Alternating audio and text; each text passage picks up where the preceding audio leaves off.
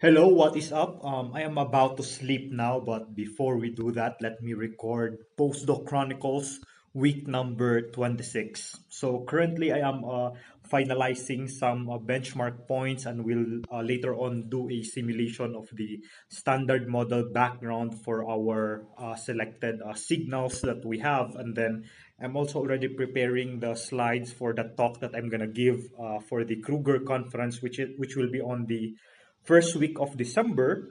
That's right before I go back to the Philippines. So I already have a ticket going to the Philippines dated December 10. Okay, and then I believe December 19 going back to my province in Dumaguete. Okay, but yeah, so I also had to familiarize myself and study the theory part, especially the mass spectrum of the MSSM, the minimal supersymmetric standard model, and especially the Charginus and the Neutralinos, because these guys are part of the decay chains that we are studying. And in order to do that, Jong actually asked me to read one of the reading materials that he asked me to read is Martin's Stephen Martin's supersymmetry primer. Okay, of course it's not this thick. It's still thick. It's like around 160 pages. But this one I combined it together. This is comprised of different papers, like a chapter on a textbook discussing MSSM, and then a set of three papers talking about stealth supersymmetry. Okay, so basically the stealth SUSY trifecta, like the first guys who came up with this so-called stealth SUSY scenario that again that might have elude standard LHC searches because they have very small missing slash ET transverse energy. Okay, and yeah, so I'm still reading. Again, I need to read like all of this eventually, but yeah, right now I'm like jumping to relevant sections that will be needed for the talk. But yeah, eventually I need to familiarize this if like I will eventually call myself like an expert in sushi. Okay, but yeah, one of the things I wanted to talk about is that, so yeah, so I had this these are like five different papers, and including one chapter including the Susi primer review article. So before I was like carrying all of them in my bag, and then I was like, to hell with it. I looked for like a binding place here, and I asked them like to do a soft bound. And yeah, I really miss that. There's a one of the best things I like about UP Diliman is this place in the shopping center, which unfortunately like burned down. But there was a store there called the DGR, which are like they're like masters when it comes to binding books, like soft bound, hard bound. Like before, usually I buy secondhand books and stuff, and then it's so battered, no problem. I just like give it to them and then tell the instructions. I want you to scan the cover and then do the binding and so on.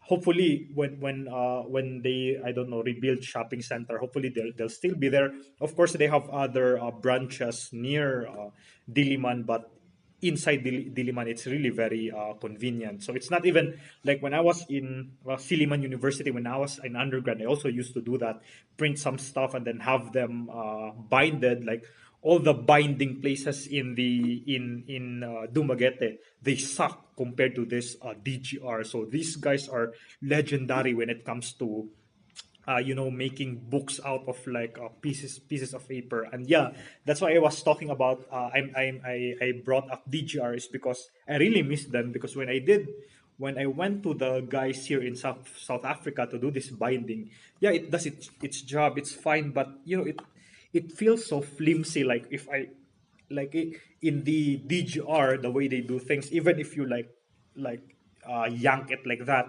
it's still in one piece. This one, it feels so delicate. It feels like they didn't even DGR, after they bind it, they cut it very they make sure that it's even and all. This one, it's not there. There are even like papers that are still, jutting out here, and yeah, it feels so flimsy. I don't like it, So maybe I don't know.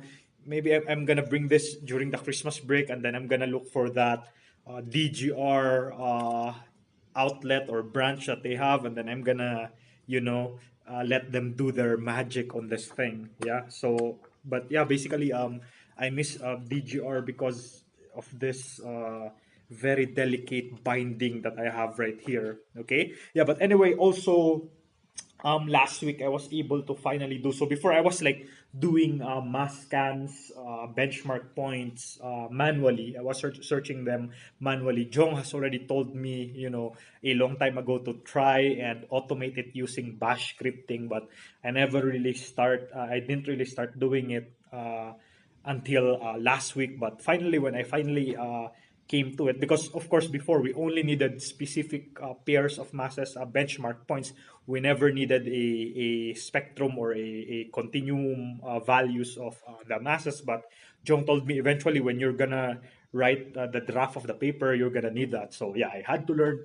I learned how to do bash scripting for the first time, and I really had so much fun with this thing called the SED, the stream editor or the SED. Okay, but basically bash scripting is automating everything that you do on the terminal, like on the Mac when you run programs in order on a or in a cascade. Okay, so you can like do if statements there, while loops, and some simple programming. So basically, instead of like, for example, what I did before bash scripting is that there's this program, it will take for its input for, let's say, some mass values, it will spit out another value. Let's say, I don't know,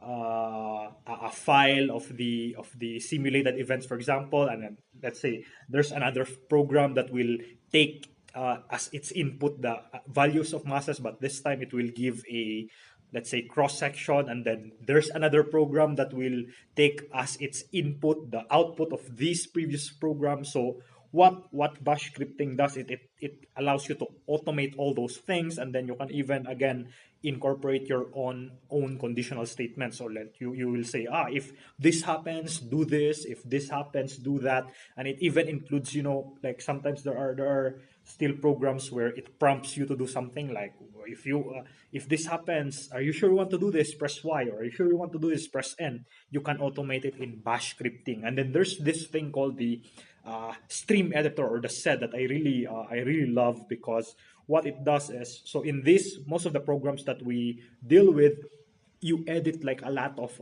text files, because most of the, for example, Monte Carlo generations or simulations that you have, it is being saved in some sort of text file, which is very huge. And sometimes we have these spectrum files that you have to, edit manually, go in there and look for specific lines, edit something.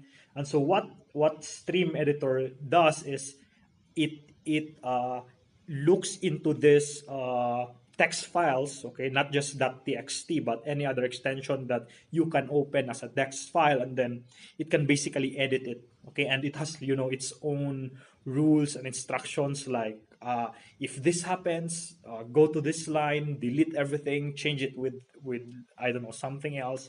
It's really very cool, okay, and it's my first time doing bash scripting, and doing all this numerical stuff right there, because when I was like with MS or PhD, my dissertation was like mostly very like proving theorems and stuff. I never had the need to, simulate things on the computer, right? But now it's really simulation is very, what do you call this, very intertwined with what we are doing so far. Okay, and also, yeah, I also want to talk about this guy right here, the which I'm having so much fun lately, my PS Vita. So this one, I had this years ago. This was like a Christmas gift from my girlfriend. Okay, and the PS Vita is a successor of Sony's PSP, and it has a very sad story of a console that was left by the company Sony to left by it to die, and that's why it's failed so hard.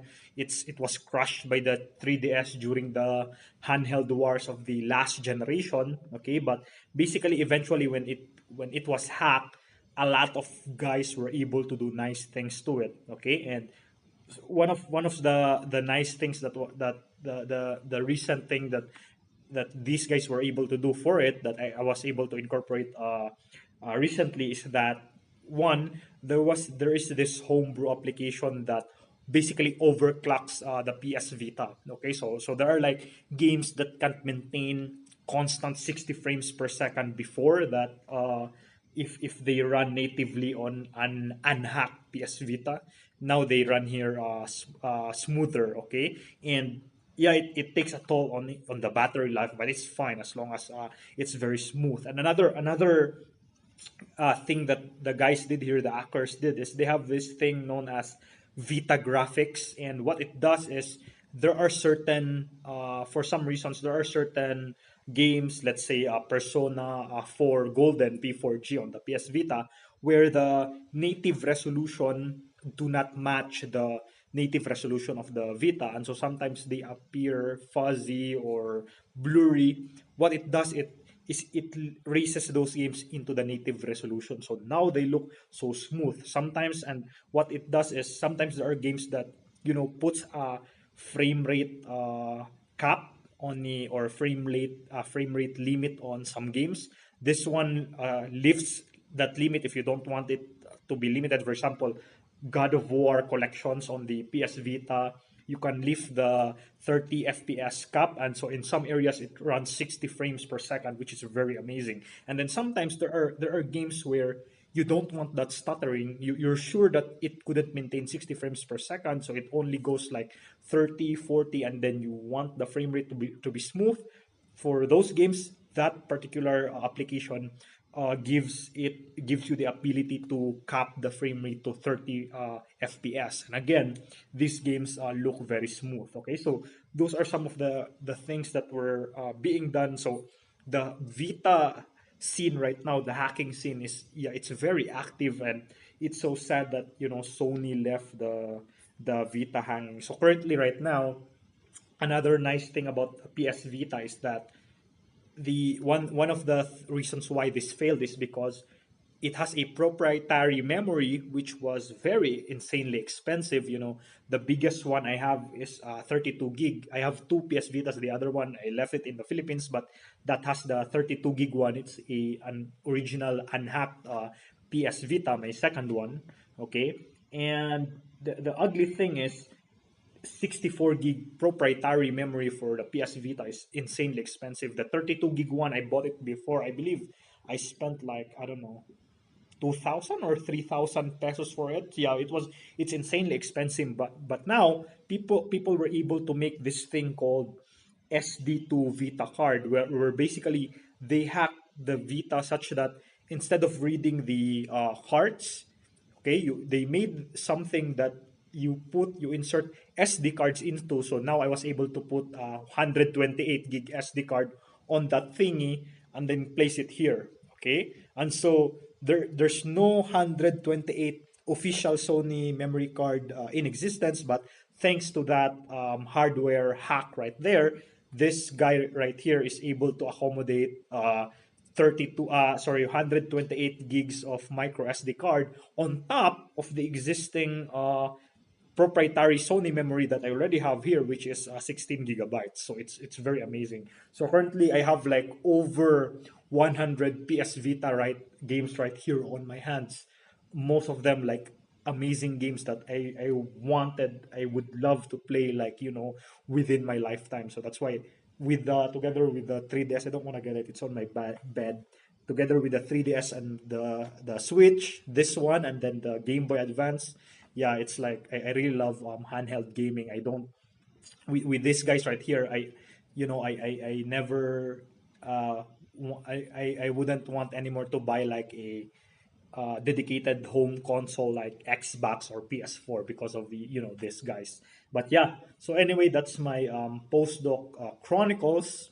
And again, for the rest of the weeks leading to the Kruger conference, I will be concentrating on creating the slides and finalizing the results that we have for our current stealth sushi search, and hopefully early next year we will be able to write the draft for the paper and then submit it afterwards. Okay, and yeah, by the way, before I leave, Slayer is actually coming back to Manila. It was announced today by Pulp, but it was obvious that it was them. They had like a lot of teasers. Second Coming, it was very obvious it was Slayer. They used like the background of World Painted Blood album, which was Slayer's album. So it was obvious that it was Slayer that was coming back. But anyway, yeah, it's gonna be March. Typically, Pulp SummerSlam is typically on April, but this time they made it March. I think just so they can accommodate the last leg of to the tour of Slayer around the world. So it's the last tour that they will have. They're gonna retire. Unfortunately, I won't be able to catch that because I'm coming back here. I believe January 14 or 15. Yeah, so I'll be here March by the time Slayer will be in the Philippines. But again, I'm not that sad because I already saw them last October last year. Okay, I'm still sad about the fact that I missed Iron Maiden in Poland, But yeah, hopefully I can see Iron Maiden someday. But anyway, this has been Postdoc Chronicles week number 26, and I'll see you in the next one. Thanks for watching.